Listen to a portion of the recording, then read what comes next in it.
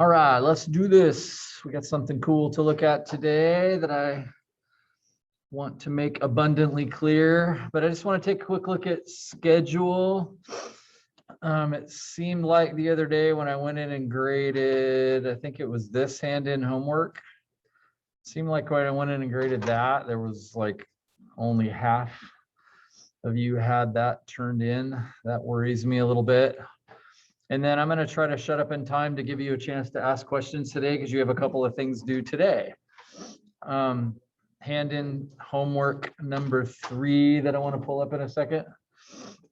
And then also the binomial distribution lab that we started working on Thursday. And they're both kind of related to each other. Obviously, they're both talking about the binomial distribution. But I just want to make sure you're kind of tracking on that stuff. This is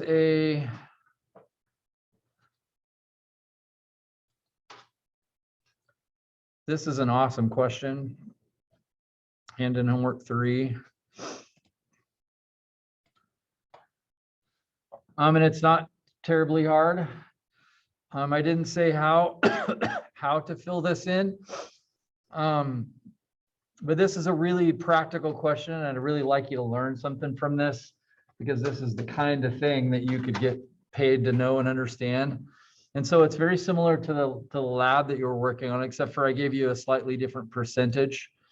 So notice this thing has a seating capacity of 76 passengers, but they booked 80 passengers, which again, I hope makes a little bit of sense to you, because if on average 93.6% of people show up for their flights, then that would mean there's going to be empty seats. And so they overbooked it. They booked it higher. And so really the question is just, can you fill out this probability distribution? You're welcome to use your calculator. We talked about the binom PDF button. And so the key is N is 80. In other words, you've got 80 seats. They're booking 80 seats.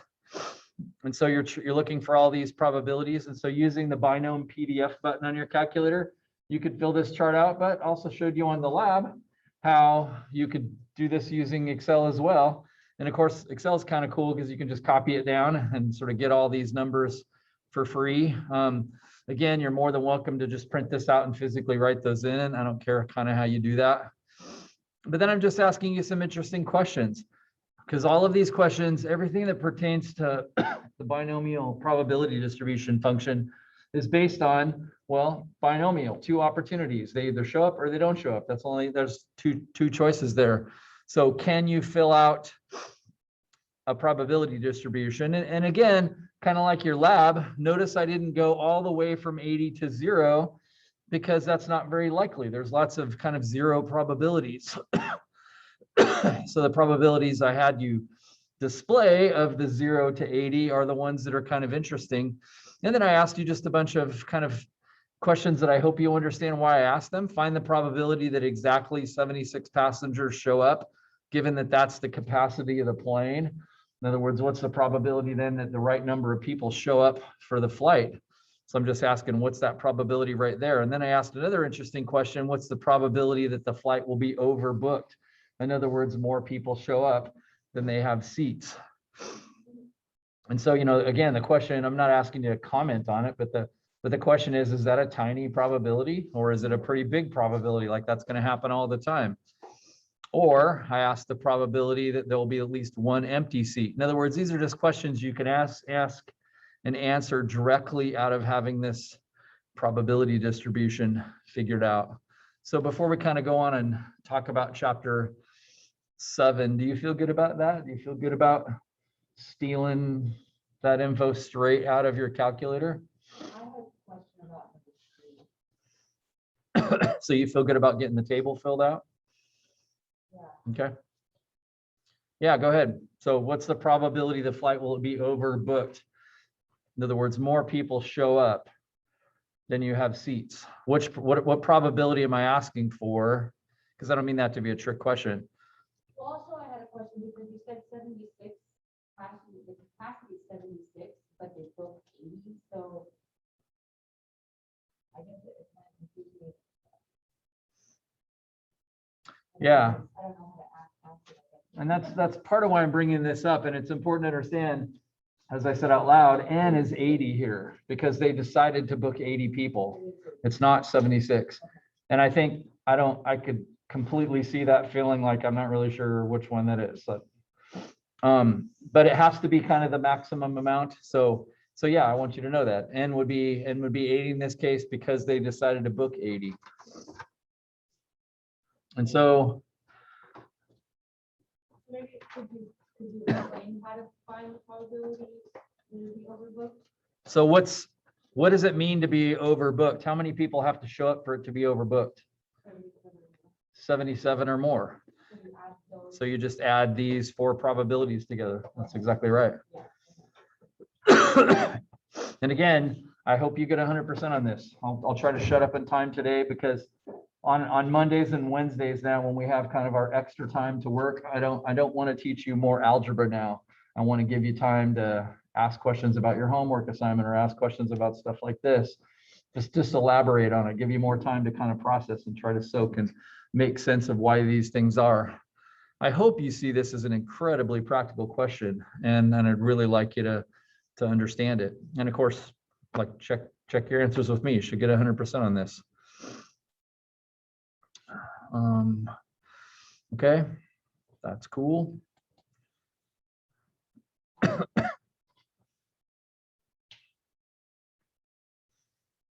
Let's see, anything else that I want to say about that?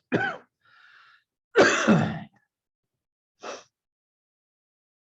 don't think so. I think we can talk one-on-one about that in just a little bit. So let me unshare that screen. Share this one instead.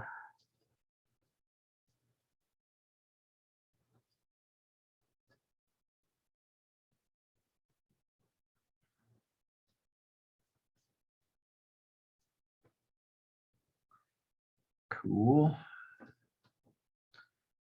And what we're looking at today specifically, now that we've kind of tackled binomial probability distributions, which is really chapter 6, now we're going to go on to normal distributions, which is really chapter 7. And I would like you to understand the difference. So binomial, like as I said, is when there's kind of 2 choices, 2 possibilities for it. And all of the choices were discrete for probability distributions.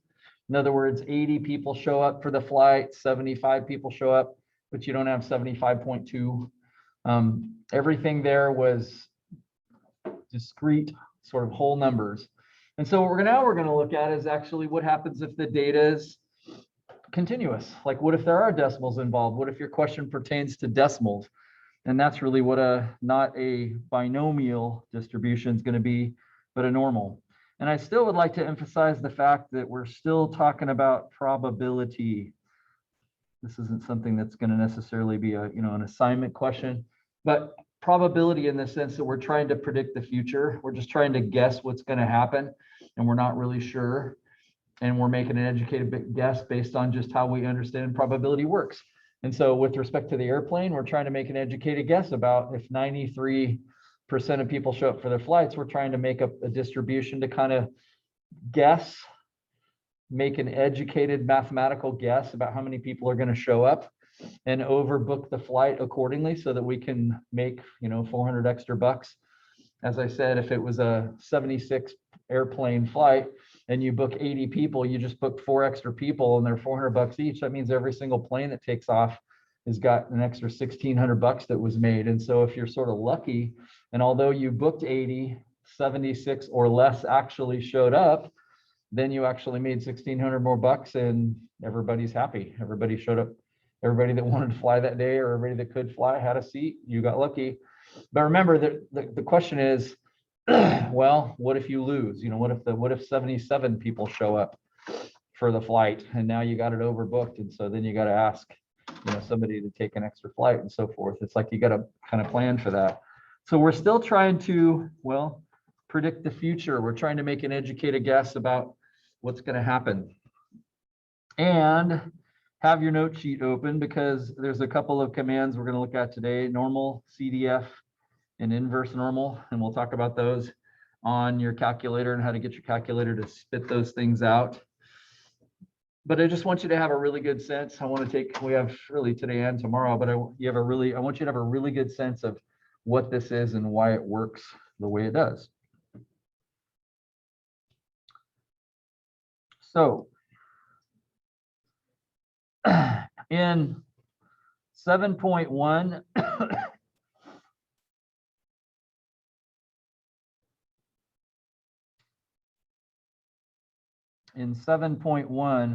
we're only going to look at something your book calls the standard normal distribution, which is where the mean is always 0. Now that's not very realistic. I'm very tempted to start talking about 7.2 immediately, because in the real world, how often is the mean 0? You know, the average weight of a tree frog, 0. Like, that doesn't make any sense. There's not a lot of cases where, a lot of real examples where that's the case. This will get more realistic when we have an actual average, where we have, the average tree frog's weight is, 17 grams and the standard deviation is 2 grams. So the mean is going to be 0 and the standard deviation is going to be 1 for the standard normal distribution and for the problems in 7.1. And you'll see that in the assignment questions. I wouldn't imagine you would have looked ahead, but in 7.1 and 7.2, they're kind of grouped together. I guess I'll just make note of this. Questions, I think 1 through 13 are going to be like this, where the mean, and they do come up with some contrived examples of this, like a thermometer, since 0 degrees is kind of a natural mean, at least on a thermometer. You might say 0 is the center of that.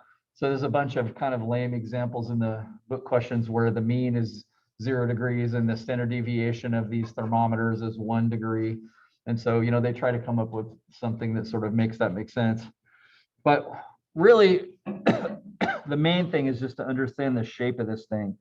So this bell-shaped curve that we've been talking about quite a bit. What I hope you already understand is this, I should switch colors since it's already that color. Does it make sense that the area under this curve always equals 1? And I'm going to elaborate on that a little bit in the second hour, kind of show you that a bit, but that area is always 1, no matter what. Doesn't matter if the standard deviation is 0 and the mean is 1. The area under that curve is always 100%. And it's not so much 1, it's 100%. So in a sense, that's everybody. So again, if we were looking at tree frogs or something like that, the majority of the tree frogs, as you know, would be right here within 1 standard deviation of the mean. And then there's another group out here. Remember the empirical rule that says once you get out plus 1 standard deviation, plus 2 standard deviations, we said that encompassed 95%, right? For all of the sort of the tree frog weights that exist in the world. But again, the limitation we have that ends today is, before we said, yeah, you can have plus or minus 1 standard deviation, and we said that would take care of 68% of the data that you happen to be looking at. You could have plus or minus 2 standard deviations, and that's 95% of the data. And so again, that's very powerful. Even what you already know is very powerful, because as a doctor, for instance, that 95% of people should kind of hang out inside this area, and we said outside of that is unusual. But we can't go up until today. We can't go beyond that. Do you understand that when I say plus 2 standard deviations like there, that's effectively a z-score of 2? That's what z-score is numbers of standard deviations. And when we're here at plus 1 standard deviation, that's a z-score of 1. What's this z-score right here? If I'm right in the center of this thing? 0. So this thing is entirely, it's nothing new. This is what you already understand. If I went 1 standard deviation to the left, that'd be a z-score of -1. If I went 2 to the left, that'd be a z-score of -2. And so we know the areas, we know the probability that somebody would fall inside all of those different ranges. I guess you could say we have memorized, although you don't need to, that plus or minus 1 standard deviation is 68%, and so on and so forth. Just to kind of write this down, given that inside between z-score of 2 and -2, we said that was 95%. Logically, it should make sense. Oh, then that's 5% that's not in there. And if I split that between this tail out here, half of 5% would be 2.5%. So I'd have to put 2.5% here and here. Again, that shows on your note sheet. This is something that you already know. But the only thing I need to show you today is really just, what if your z-score is not exactly 1 or 2 or -2 or even 3? Then what? Well, your calculator, thanks to those commands that I just kind of quickly showed you on your note sheet, allows you to figure out the percent between any z-scores, even if they're decimals. That's the idea. So let's just jump right in and do that.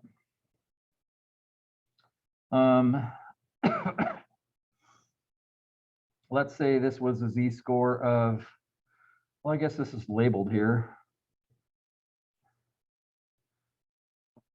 Notice 2 is labeled and 1 and 1.5 is labeled. So let's go to 1.5.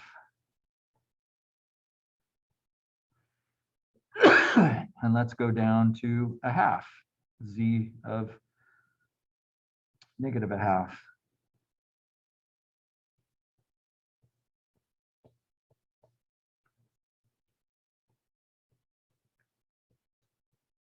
So the question is, what would that area be? What if we're not between just some nice, neat, positive and negative whole numbers like 1 and 2 and so forth that we already kind of have the memorized answer for?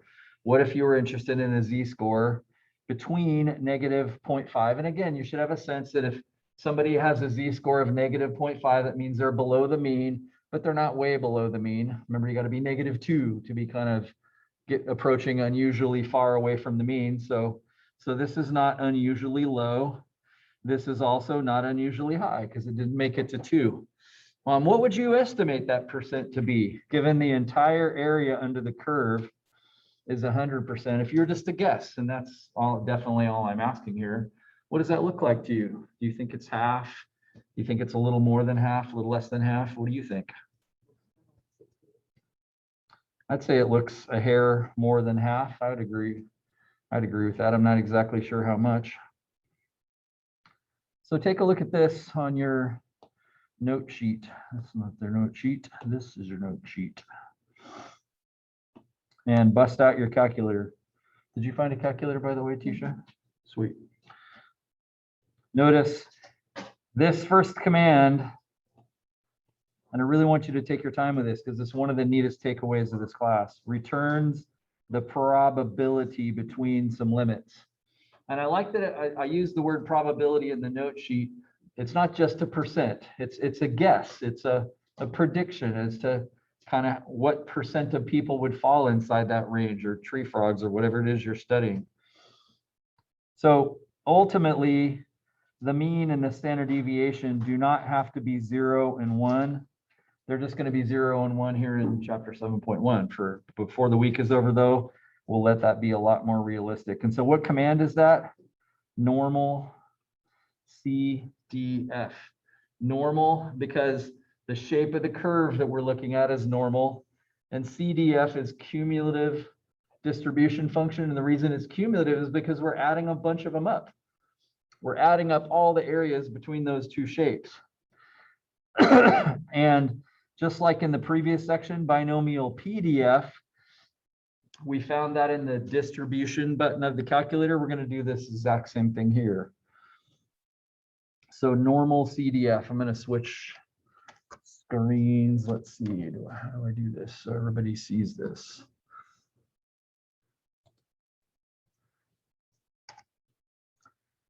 So same place, again, slow me down if you're not seeing this.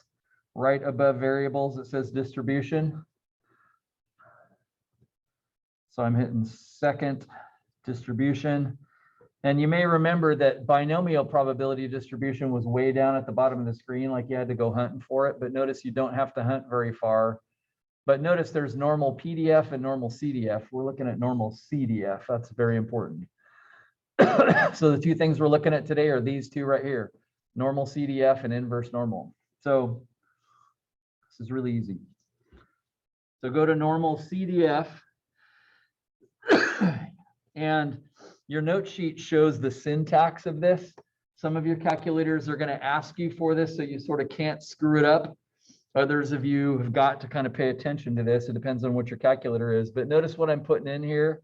I say normal CDF, and I need lower limit, comma, upper limit, comma, mean, comma, standard deviation. So it's like 4 arguments there.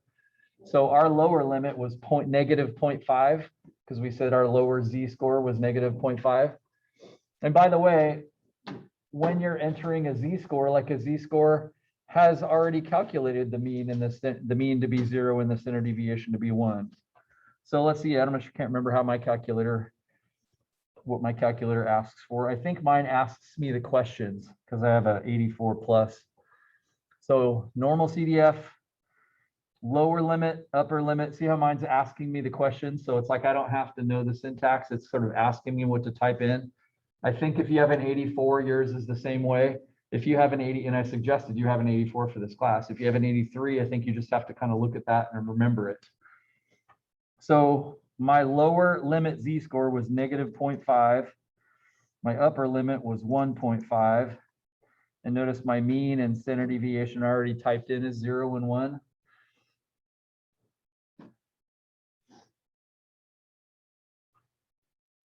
And so when I go down and say paste, notice it types it in the order that I said on the note sheet. And then it tells you the percentage. There it is, 62%. That did look a little more than half to me. So that kind of doesn't surprise me that that was the answer. Now I wouldn't have known without the calculator, but that's kind of cool.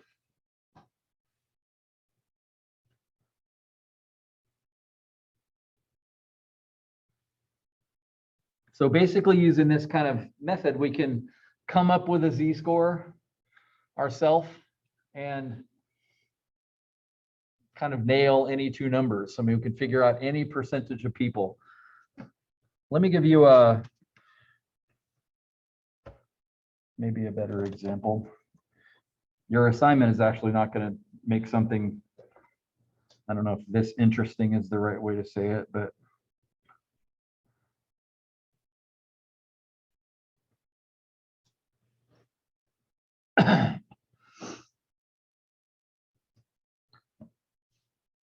in a sense, 7.1 is a little bit obsolete now that we have a calculator like this. But let me just give you an example. Again, I'll just stick with the stupid tree frog example. But let's say the average tree frog was whatever, 11.4 grams.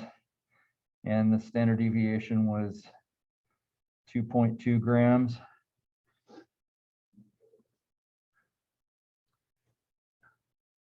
So notice the mean and the standard deviation aren't 0 and 1.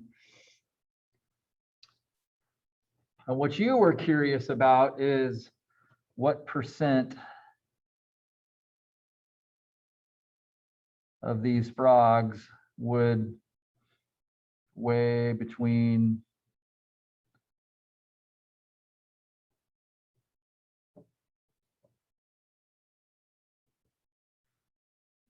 I don't know, let's say 10 and 15 grams. You were just curious, like what percent of frogs would weigh between those.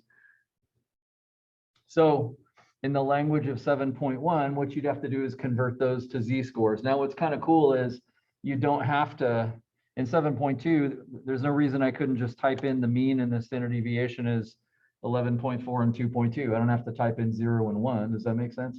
So what I'm doing here is actually kind of a waste of time in the long run, but this is what this section is really talking about. Does it make sense that you could turn both of those into z-scores? You remember the z-score formula. If I take the individual number minus the mean divided by the standard deviation, doesn't that turn that lower weight into its z-score? So 10 minus 11.4 divided by 2.2.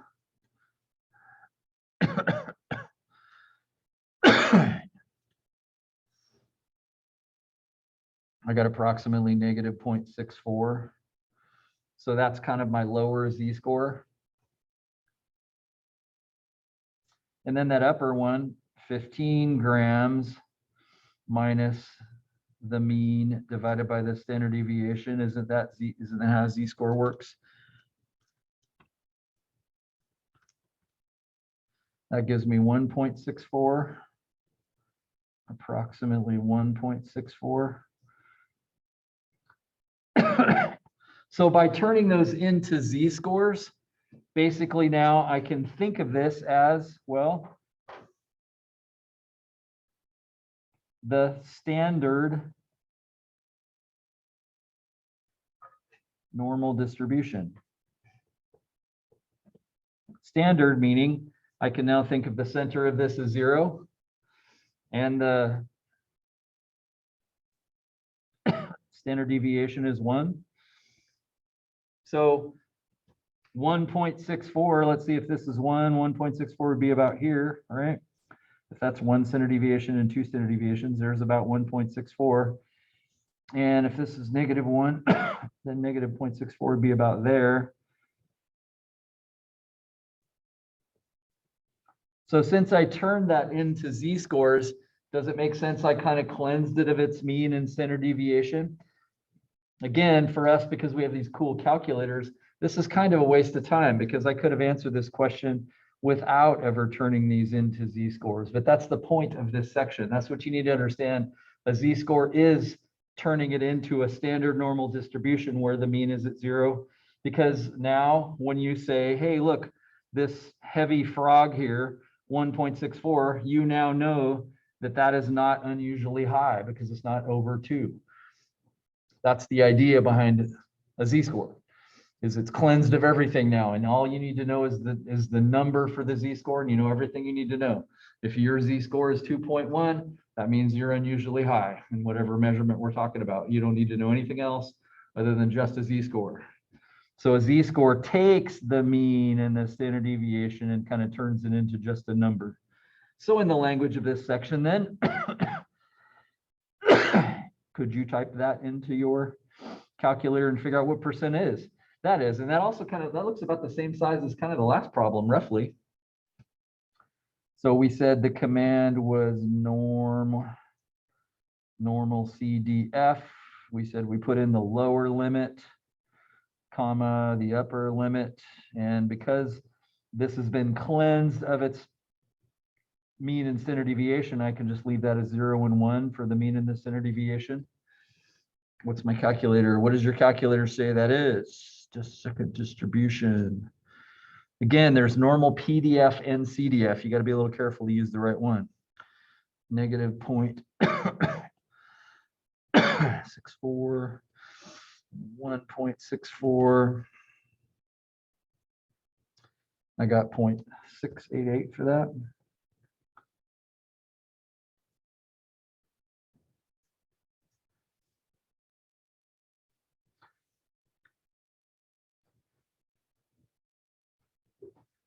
So do you see how we're not stuck with just 68%, 95%, and 99.7% now? We can go between any two values we want. Can you appreciate somebody who's interested in biology, studying frogs or something like that? Somebody might be interested in a question like this. What % of frogs are going to fall inside this weight given the mean and the standard deviation that I calculated? And we actually made this prediction. You need to understand though, that's just a prediction. Does that mean it's going to be perfect? Does that mean if you go raise a bunch of frogs, exactly 68.8% of them are going to fall inside that range? Not necessarily, but it's a darn good approximation. Also, would you say that frog weights probably would be an example of something that would be normally distributed? Most of them would hang out in the middle of whatever an average frog weight is, and then there'd be less and less of them as it went out. Doesn't that seem like kind of a natural example of something that would be normally distributed? So you won't even have questions in your assignment that are kind of that complicated. They're not even going to give you a mean and standard deviation that aren't a 0 and 1. They're just going to give you z-scores and have you calculate a percent.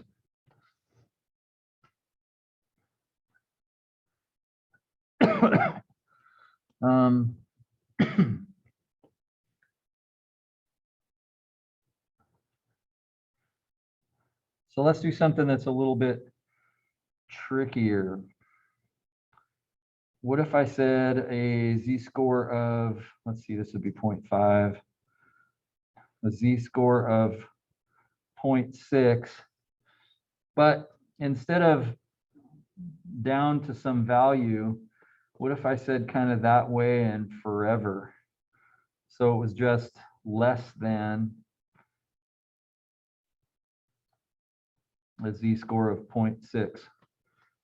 Remember how you had to have like an upper and a lower limit? What are you going to do for the lower limit of this one, given that there isn't one? Do you understand that this normal distribution actually goes forever? That never ends? Now, again, think about this. You have a sense of this. This is -1, that's -2, this would be -3. Would you agree out there at -3, we already have a really tiny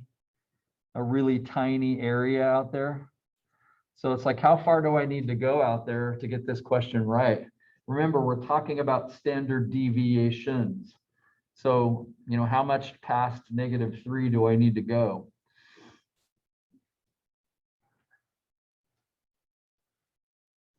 So I want you just to kind of watch this. So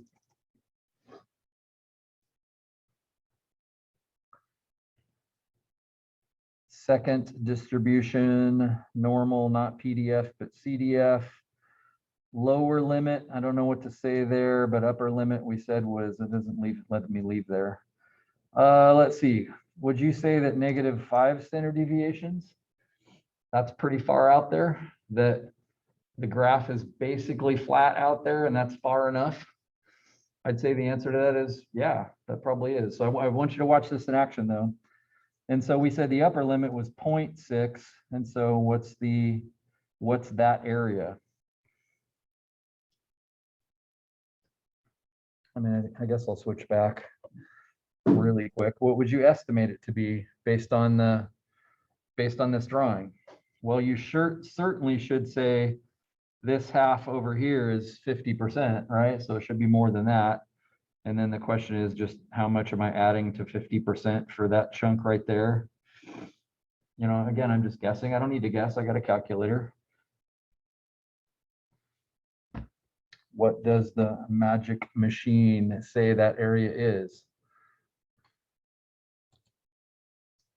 It says 72.57%. Now the question is, did I go far enough with that -5?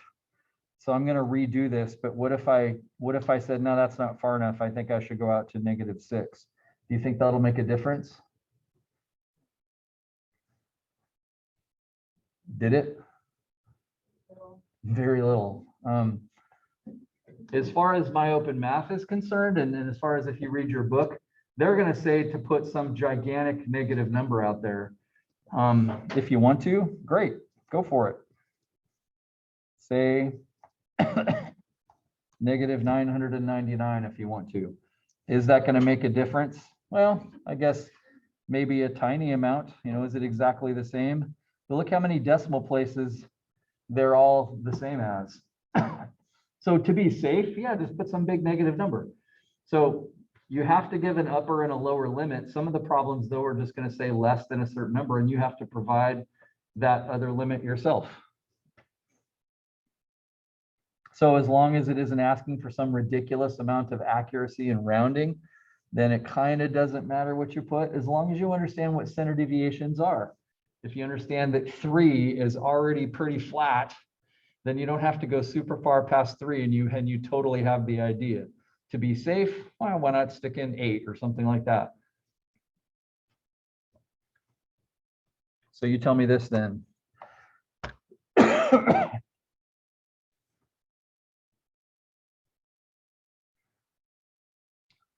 So what if we were concerned about, I don't know, people that were sort of in trouble? So let's say right there at a z-score of, let's see, this is 1.5, so that'd be like 1.7. So what if we said not z is equal to 1.7, but I'm concerned with the percent of people that are bigger than 0.7, a z-score of 0.7. So notice that's not a very large percentage of people out there, right?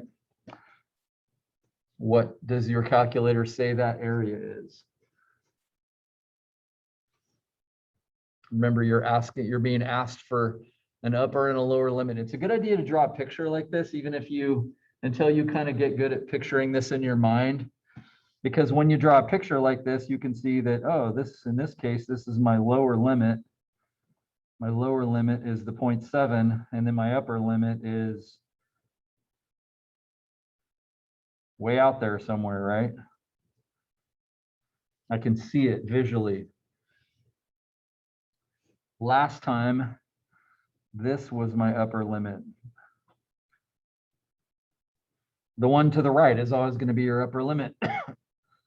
The one to the left, excuse me, lower limit. In this case, it went forever. So as I said, if you say something recognizing that a z-score of 3 is already pretty flat, if you said, well, I'll just make my upper limit, I don't know, 7, probably close enough. Again, put 999 in there if you just want to be sure.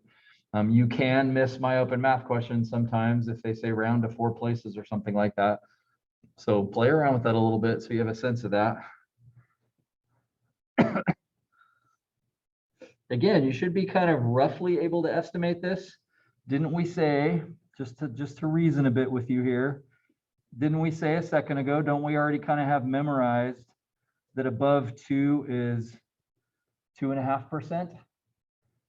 Except for this includes a little bit more that we didn't calculate.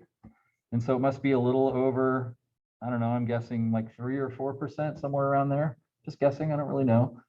But the point is it's not just magic. I'm very happy to have a calculator that'll predict this and tell me what the right answer is. But I can reason too and kind of have a sense of what's going on. I still understand the empirical rules. So I have some benchmarks about what's happening at 1 and at 2 and at 3. So I'm guessing this is going to be around 4%, it's just a rough guess. So what percent are we estimating is over a z-score of, I guess I should clarify a little bit here. So I was a little confusing here by calling that 0.7. Would you agree with that? I didn't really recognize that was dumb until just now. If this is 1 right here, then wouldn't 0.7 be more like right there? So I sort of meant to think of this as 1.7, like that's what I was thinking the whole time I said this, but I didn't really write that down very good. So I'm gonna, just since I was talking about it being like 0.4% or something, I'm gonna say a z-score of 1.7. Sorry about that.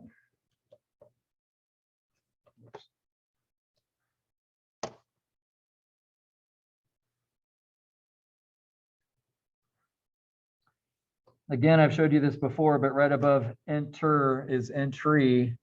So in this case, I'm just going to save some time and go second entry and just type over the top of this. So my lower limit was 1.7, comma, my upper limit 999. That's certainly way too big. That's very safe. I definitely will not get this wrong. So what percent is that? Yeah, notice that's around that 4% that I guessed. So if my open math wants me to answer that to 4 decimal places, fine, I can answer it to 4 decimal places, 0.044. Pay attention though, 5, 6. So that 6 would cause this 5 to go up to a 6, so it'd be 0.0446.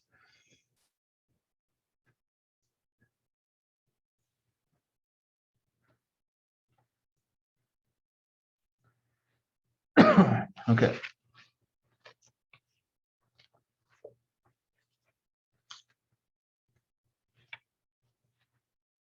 Let's see if it gets introduced in this section or next.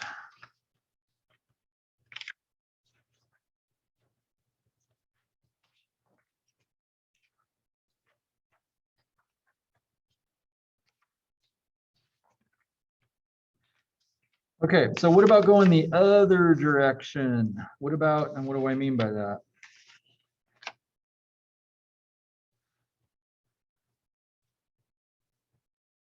So here's another question you could get asked.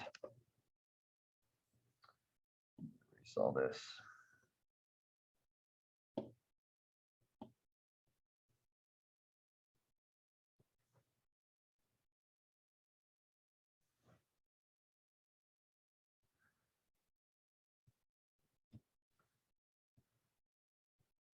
What if I said this? What if I was concerned about kind of the lowest people on the list? But what if instead of knowing this location right here, which is what we've done every time so far, what if I knew the percentage and I was interested in what number defined that? In other words, I'm interested in, let's see, what does that look like? The lowest. I'm interested in the bottom 38% of people. So I know the area this time. Every other problem we did, it was the opposite. I told you a Z-score and we said, okay, now go find that percent or find that area yourself. But what if this time you're basically saying, okay, I'm a doctor, I'm concerned about the lowest 38% of kids that are being born. I'm concerned about that lowest percentage, but I want to know what defines that. In other words, what is that Z-score right there equal to? Now, because that's less than 50%, does it make sense? I know that's a negative number. And my drawing's not perfect. Like I tried to just kind of estimate 38%. Notice this would be negative 0.5, negative 1. I'll fill that in there. A Z-score of negative 0.5, a Z-score of negative 1, a Z-score of negative 1.5. If my drawing was accurate, then I'd say it's just a hair, you know, above negative 1, like maybe negative 0.8 or something like that. But it's around there somewhere.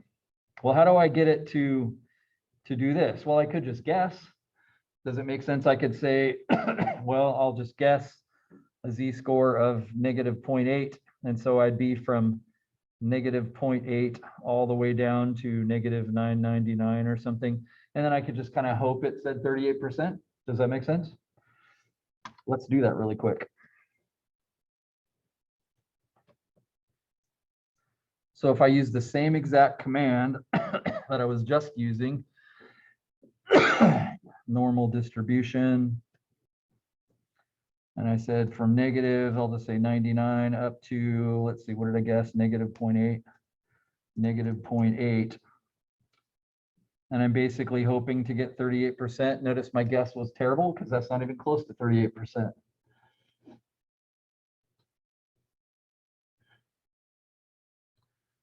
So that's only 20%. So apparently to get a larger percentage, to get that number to be larger, I've got to move this further to the right. So maybe that's supposed to be negative 0.5 or something like that. I got to get a larger percentage there. Maybe it's negative 0.5. That's closer. I'm up to 31%. But the point is you don't have to guess. Take a look at your note sheet on this. So we talked about normal CDF, but then there's this thing called inverse normal. Notice what does it do? It returns the limit defining that area. So I know the area I have. I want the lower 38%. And so this will do this. What is that inverse normal? What do you have to type? Well, you enter the area to the left. Now, in my case, I got lucky because the area to the left was indeed 38%. And then again, I get to just stick in a mean of 0 and a standard deviation of 1. So inverse normal keeps me from having to guess. The normal CDF returns that probability for you, but inverse normal actually returns the area, or returns the limit that defines that area. It returns kind of a z-score. Oh, so you're saying instead of normal CDF, same location, same location, the distribution button, but this time inverse normal. Let's get where that shows up. Inverse normal area. Notice here, and this calculator is again a little more sophisticated. Some of yours might have this and some of yours might not. I think unless you have a really, really new one, it does not actually give you the option to kind of say that area was to the left or in the center or to the right. You're stuck with the left unless you have the newest calculator. So I'm just going to leave mine on the left. So the area I'm interested in is 0.38. Notice the mean is already 1, or the mean is 0 and the standard deviation is already 1. And so it says, there you go. There's your z-score, negative 0.305.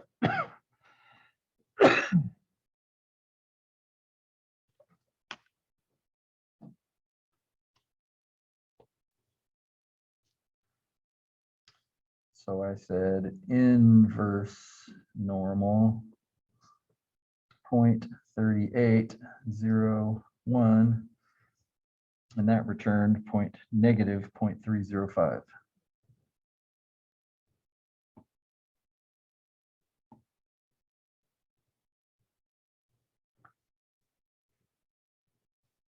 And so basically it's saying, actually, your guess was terrible.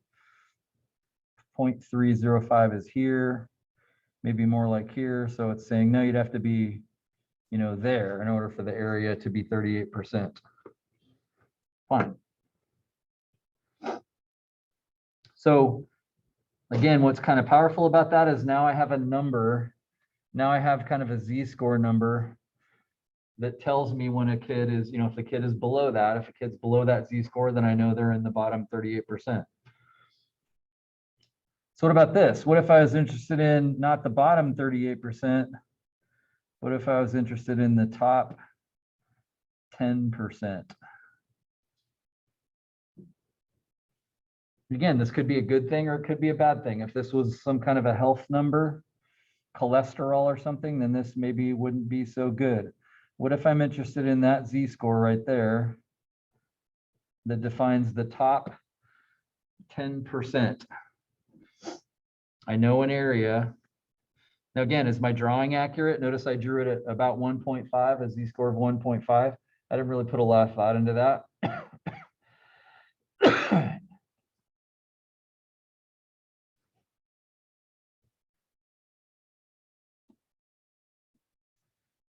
So because I know an area, then I'm using inverse normal.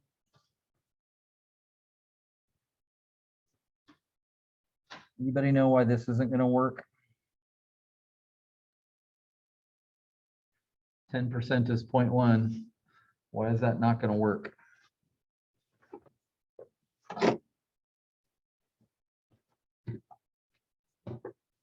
If I type that in, I won't show this to you, but if I type that in, I get a z-score of negative 1.28. Can you tell that's not working?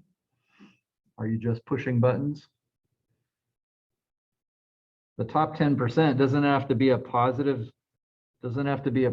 z-score. Doesn't need to be positive to be over there. Why did it give me negative 1.28?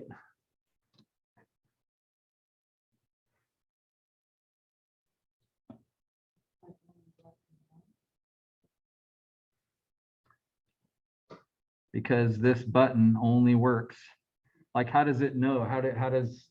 It doesn't know which 10% you mean. I mean, if you're interested in the bottom 10% or the top 10%, how is it supposed to know the difference. You just can't type 10% in. It only works area to the left. Well, in this particular problem, unlike the last one, I wasn't given the area to the left. I was interested in the area to the right. So since that's 10%, what does that mean this area over here is automatically? Remember, it always adds up to 1. So that means this is 90%. That's what I'm going to have to type in to get this to work then. Try that in your calculator. So you're stuck with the area to the left. That's the idea. So that's why that didn't make sense. That's why that didn't work. So if I rerun that with 0.9 instead of 0.1, oh, now I get a positive number. Can you just ignore the negative? Because it's a different thing. Yeah, isn't it interesting? Did you notice that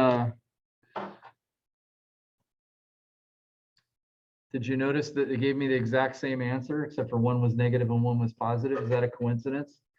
The answer is no. Like, this is symmetrical. This graph is exactly symmetrical. So if this location is positive 1.28 for a z-score, then the bottom 10% would be symmetrical. It would be negative 1.28. So that's cool. Maybe that's worth knowing. It's always going to be that way. Yeah.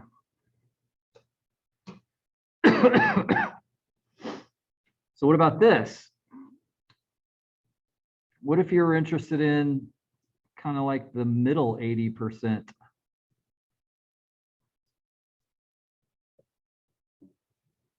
Again, can you picture as a doctor, somebody saying, okay, if you're in there, I'm not worried about you. You're like in the middle with all the normal people in terms of some health numbers. So I'm really not worried about you.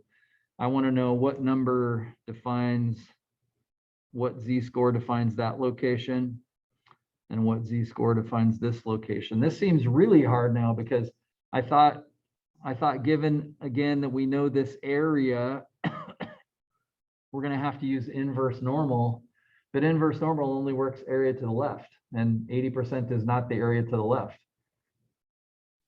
How creative are you? Can you find a way around this?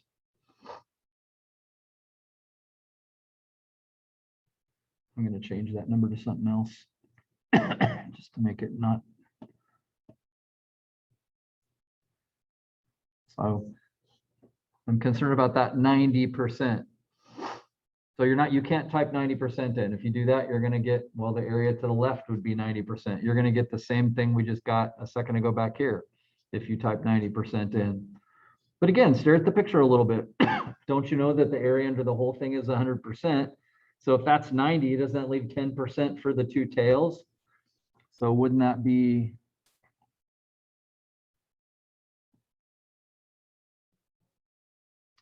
%5 there and 5% here? If that's the case, since inverse normal works based on the area to the left, then isn't that the area to the left of this location right here? So if I said inverse normal 0.05, then wouldn't that give me that location right there? Punch that in with me. Inverse normal 0.05. Sure enough, I got a negative number, negative 1.64.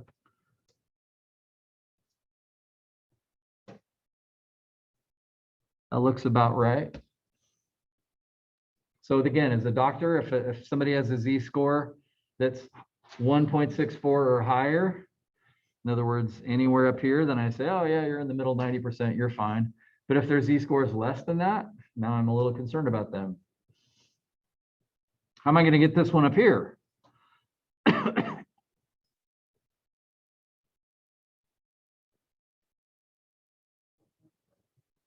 Yeah, it's still area to the left. And so don't you have 90 to here? But then if you keep on going, there's another 0.05. So from here over, it'd be 0.95. So basically, whatever location you're at, you've got to put area to the left in. If you have to make a few calculations for that, as to what that area would be, so be it. So if I put 0.95 in there. Now, again, I hope the answer to this doesn't surprise you. If I go type that in, hey, I got the same exact answer except for positive.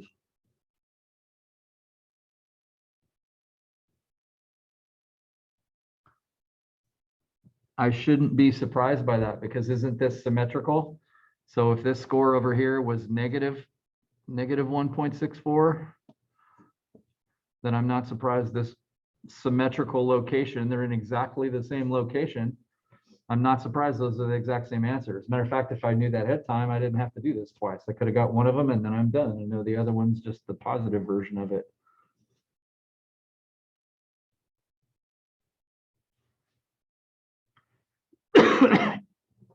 So do you see how all this really does is open the door to not just being stuck with z-scores of 1 and 2 and 3.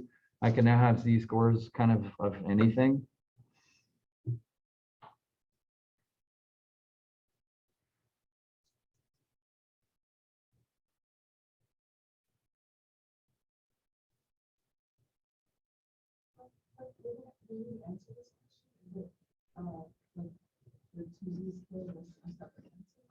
Yeah, so there is some questions like this and they'll ask, kind of for the z-score defining the bottom boundary. And then I'm giving that negative number and then they'll ask for the z-score defining the top boundary and I'm giving that answer. So it actually kind of takes two answers to define the middle 90%.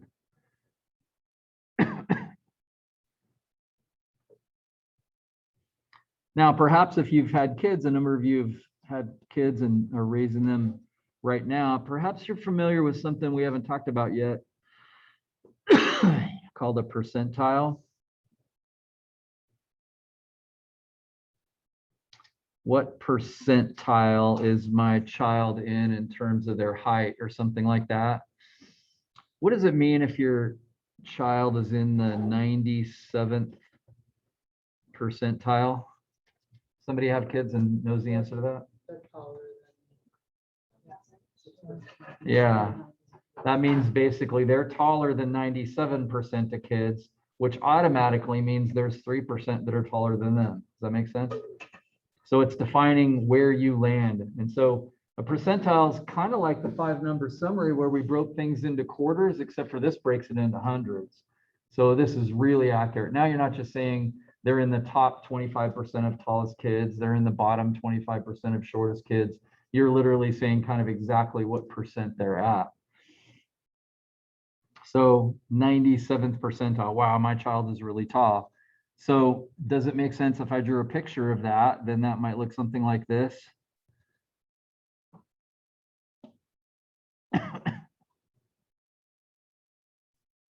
So basically, this is that's where your kid is right there. Does it make sense you could produce the z-score for that location now? Now notice that 97% is the area to the left, and so I get to use 97%. So if I said inverse normal, again, why am I using inverse normal and not normal? Because I know the percent already. Normal CDF produces a percent. If I already know the percent, but I'm interested in, a particular z-score, then that's when I'm using inverse normal. So inverse normal, the area to the left of my location is 0.97.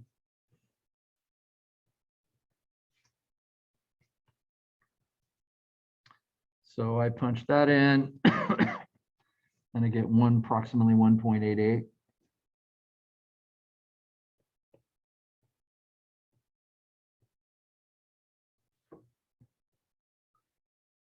Now, again, that shouldn't surprise you because that's around 2.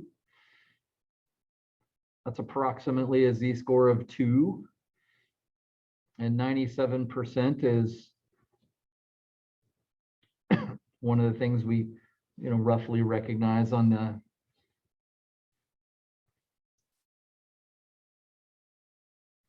in the percentages that we studied with, empirical rule with 1 and 2 and so forth. But this is cool because I can get it exactly right. I kind of understand where that is. And notice you should now say, hey, that's kind of interesting. I now know that that's actually not unusual. Because it would have had to be over 2 to be unusual. And so their Z-score is not that unusual. They're tall. They're not in the 20th percentile. They're not taller than 20% of kids, with 80% being taller than them.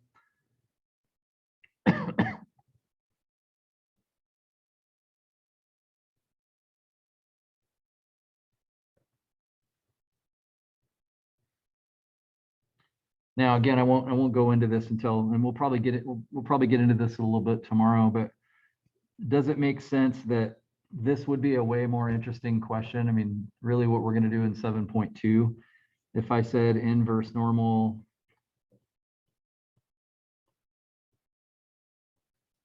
but instead of putting in a mean of 0, like kids are, their average is 0 tall, like that doesn't make sense. Their standard deviation is one, that doesn't make sense. Let's say the average kid when they're born is, what are they, 22 inches approximately, and say their standard deviation is 3. Does it make sense? That would have been a way more interesting and frankly a more natural question to ask. If I type that in, what I'm getting is not a Z-score, which is not quite as useful. Does it make sense? A Z-score is kind of nice, but it's not as useful as actually knowing what height that would be actually at. So just so that you're thinking, if I ran that 0.97,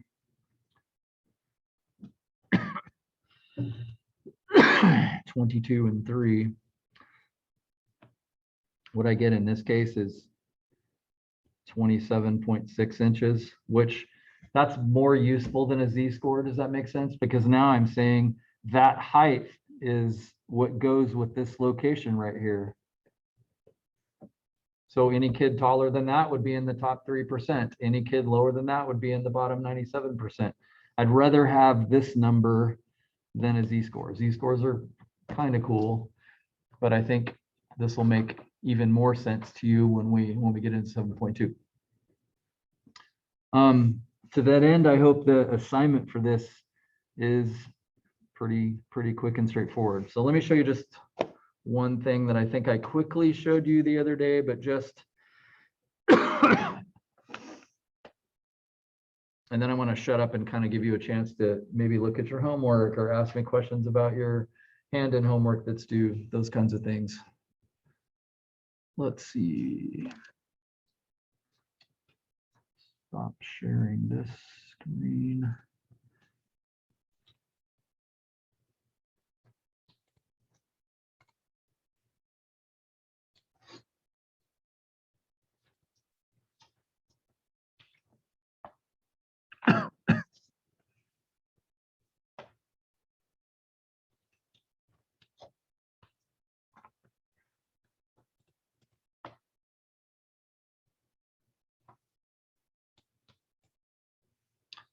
So I did show you this quickly the other day. I just want to show it to you again really quickly.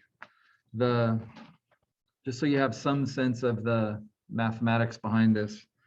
You don't need to know this. But it turns out this is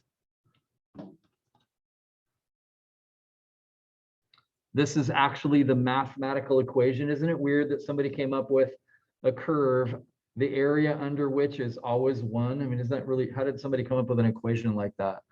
That's rather surprising, I think. And so this is its curve, 1 over square root of 2 pi. And if you know anything about pi, it shows up with circles. And so what the heck is it doing here? And then that is multiplied by another weird constant. E is a number that's something called 2.718 that you wouldn't know unless, again, you took a bunch more advanced math. And if I take that and raise it to the power of negative 0.5 times x raised to the second, there's There's the curve that we're studying right there. So there's an example of it. And this is when we're stuck with the mean being 0. Notice this curve is centered at 0, so I can see the mean would be 0. And does it look like the standard deviation is 1? In other words, if I move 1 to the right, does that, between 1 and -1, does that look like 68%? Again, what's kind of cool in here, and I show you this to motivate like why people, and I know I said some of this a few weeks ago, but why people study advanced math. I mean, if this is a thing, the fact that we have a calculator that just kind of spits out these answers for us is because some nerd spent an awful lot of time figuring some things out here. So there is this thing in calculus called an integral. If I go between -1, you should already know the answer to this. If I go between -1 and 1 up here, what would that area be from the empirical rule? Should be 68%. Notice, notice it is, and there it is, accurate to, you know, who needs to know that many decimal places? Or if I went from 2 to -2, 95%. But this is, does it make sense that this is exactly what we're doing here? Like we're using a button on the calculator, normal CDF, to stick in any 2 z-scores we want and get whatever area we want. But this is actually the mathematical equation that models it. So I don't have to just stick between 2 and -2. So what if I went from -1.4 up to 3.1 or something like that? Notice this says, there you go, 91.8%. It'd be kind of cool if it shaded it so you could actually see, you know, the drawing of it, but I can count, I can see it. If this is 1.4 would be about here. And obviously 3.1 is way up there. Notice it looks pretty flat by the time we're up there. So it's roughly from here all the way up to there. So isn't that what your button on your calculator is doing? Isn't that what normal CDF is doing?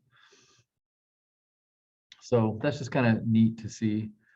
If a person had some, you know, curiosity, obviously it would be a lot of math that you'd have to take to kind of understand this, but this is kind of a powerful, this is a powerful idea. So somebody just basically programmed that equation right there into your graphing calculator, which is why it costs $150. And you're just accessing it by typing this command normal CDF, and it just sort of is magic that the answer pops out. Anyway, that's a little bit interesting, perhaps. Okay, so my advice with the rest of your time then, as I said, you owe me handed homework number 3 at the end of today. So if you want to ask me any questions about that, you're working on lab, I think also number 3, that's also due. I think that's due later today too, if you want to ask me any questions about that. Or you're certainly welcome to launch into the MyOpen Math homework for this section and ask me any questions about that as well.